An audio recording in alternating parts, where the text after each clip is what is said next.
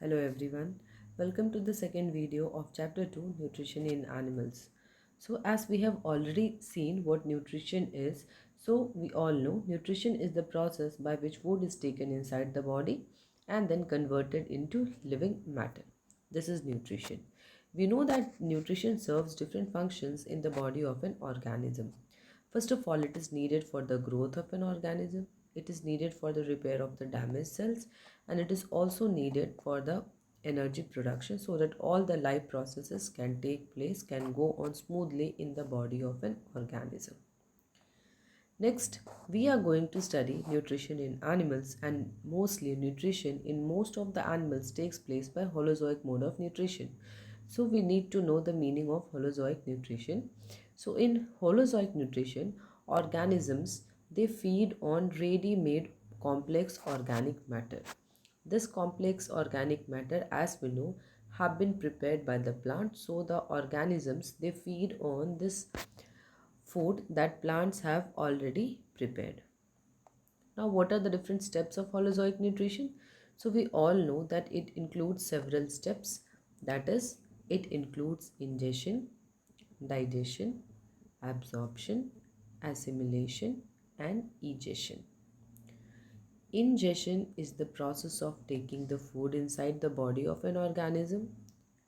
Then digestion is the breakdown of complex food substances into simpler soluble food substances, whereas absorption is when digested food is absorbed into body cells.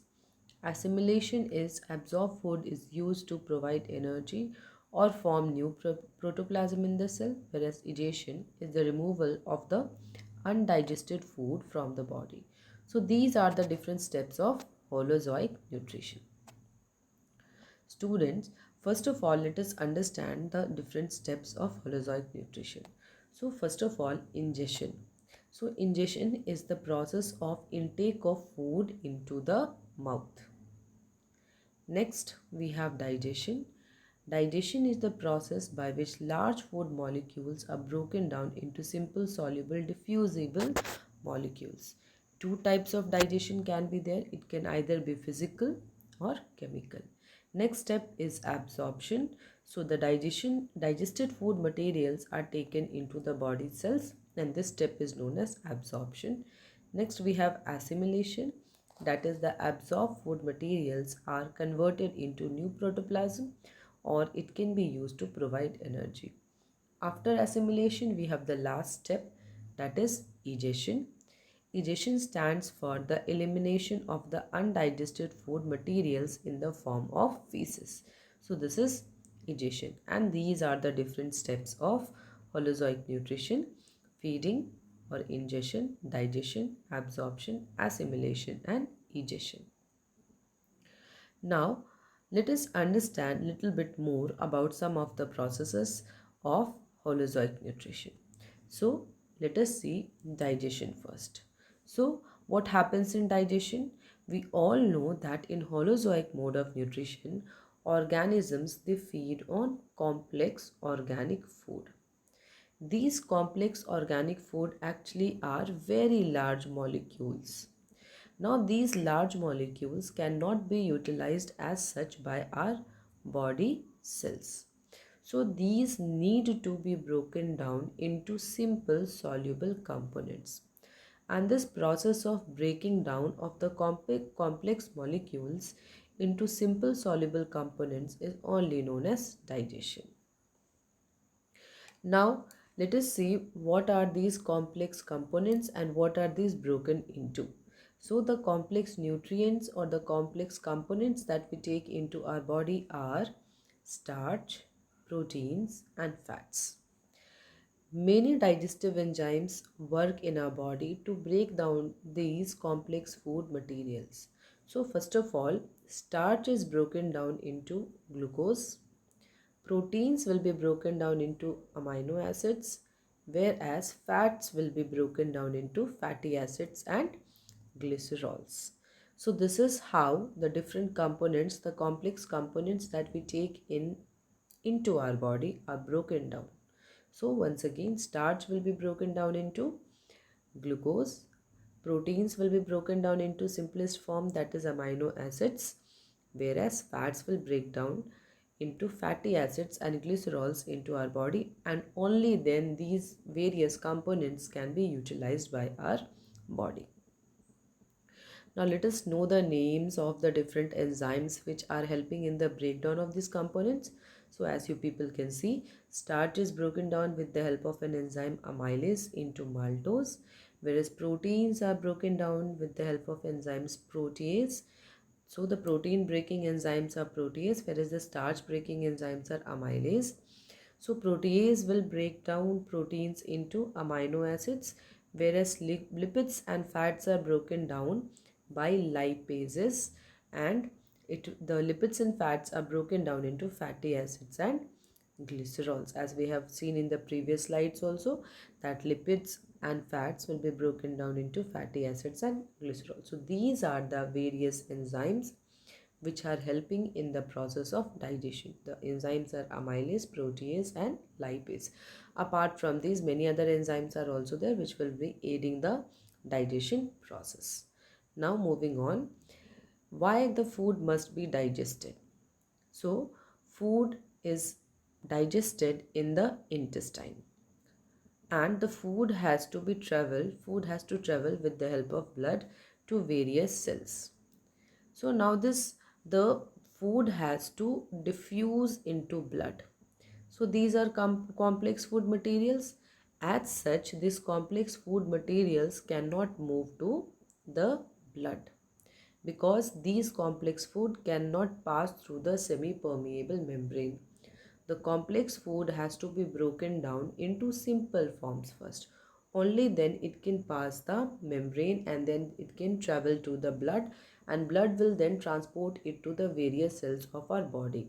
So different enzymes that are present will break down this complex food into simpler substances. Once the complex food will be broken down into simpler substance, it can diffuse through the membrane and it can travel to the blood, and then blood will transport it to different cells of our body. So why is the food digested? To be small enough to be absorbed through the walls of the intestine. So this is why food has to be digested, so that it can move through the intestinal walls to the blood, from where it can be transported to all the cells of the body. So this is why food has to be digested. In our body, that is in human beings, digestion will start at the mouth and it will end at the anus. Now, food is broken down by two actions basically, that is by physical and chemical. So physical, let us understand what physical and mechanical breakdown of food is, physical and chemical breakdown. So physical digestion will take place with the help of teeth, and also by the process of peristalsis of the alimentary canal. Chewing or mastication will also break down food. Now let us move and see what is chemical digestion. So chemical digestion takes place with the help of enzymes.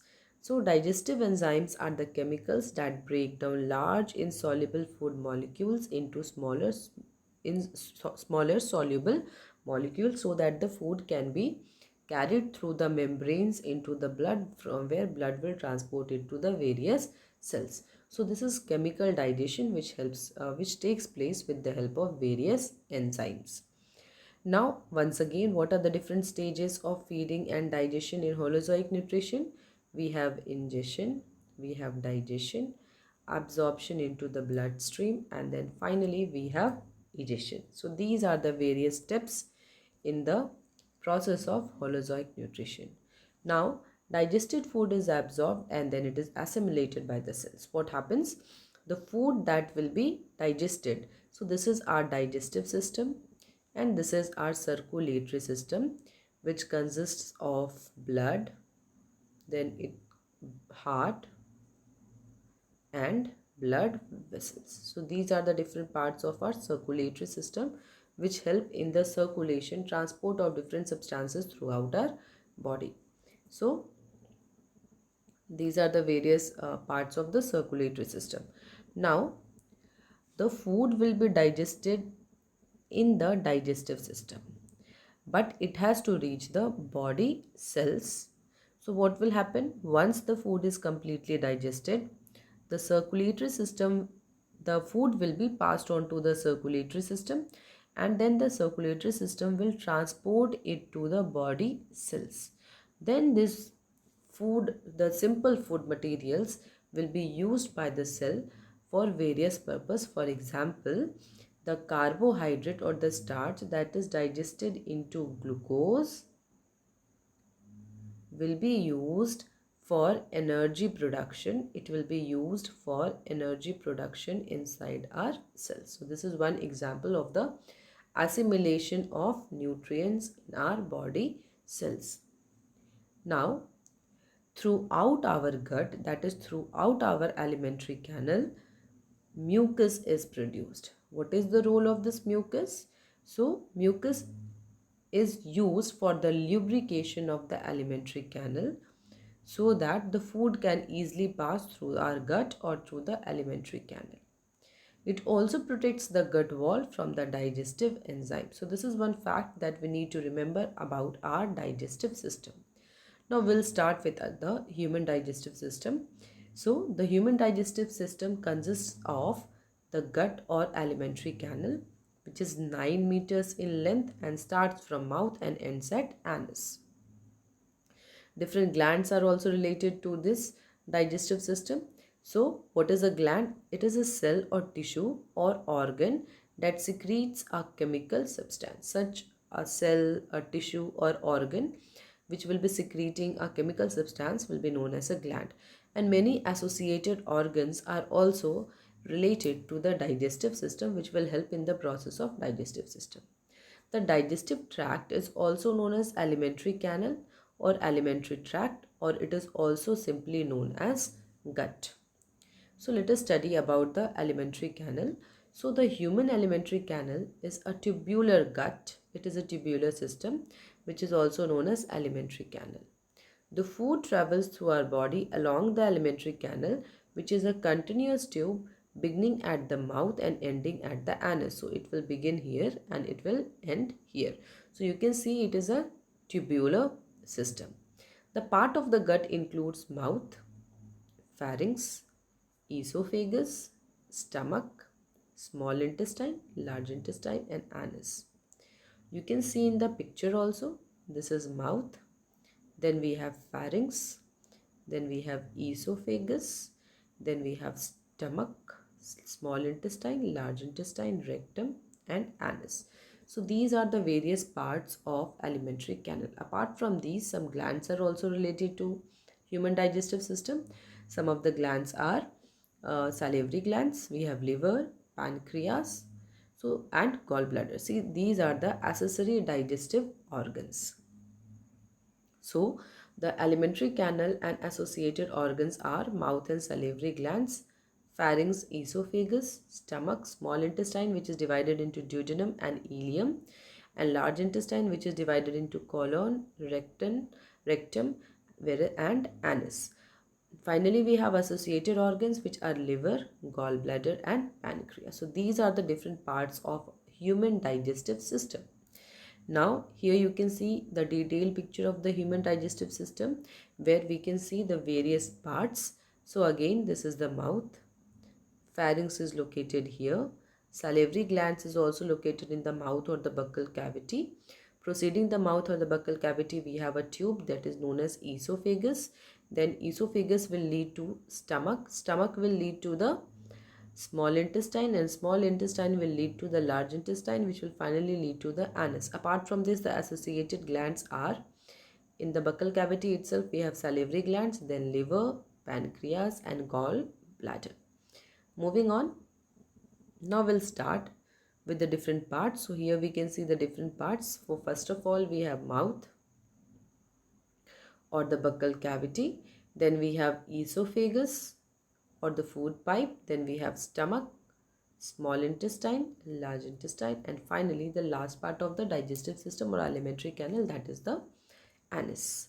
So let us start our journey with the digestive system of human beings. So we all know that it starts with mouth and buccal cavity. So ingestion is done with the help of this mouth only in human beings. So it is the entry point of the food in the human digestive system. Humans are considered to be chunk feeders because they consume chunks of food which are then mechanically broken down. So mouth contains following organs which helps in digestion. So mouth contains teeth, tongue, which is also located in the mouth or the buccal cavity, and then we have salivary gland. So these are the various parts related to the mouth or the buccal cavity. So first of all, we'll start with mouth or buccal cavity. So food enters through the mouth. This process is called ingestion. We all know that it is known as ingestion.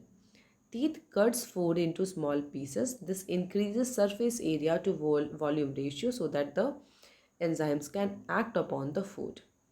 Physical breakdown of food begins with the teeth grinding the food and increasing its surface area. An increased surface area allows for easier chemical digestion. Bacteria living in the mouth can feed off nutrients sticking to the teeth and cause tooth decay. So let us study a little bit more about mouth.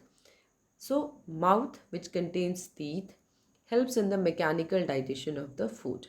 So here what will happen? The food will be cut into smaller pieces with the help of the teeth that are present in the buccal cavity. When the food is broken down into smaller pieces, when the food is broken down into smaller pieces, it is easier for the enzymes to act upon this food.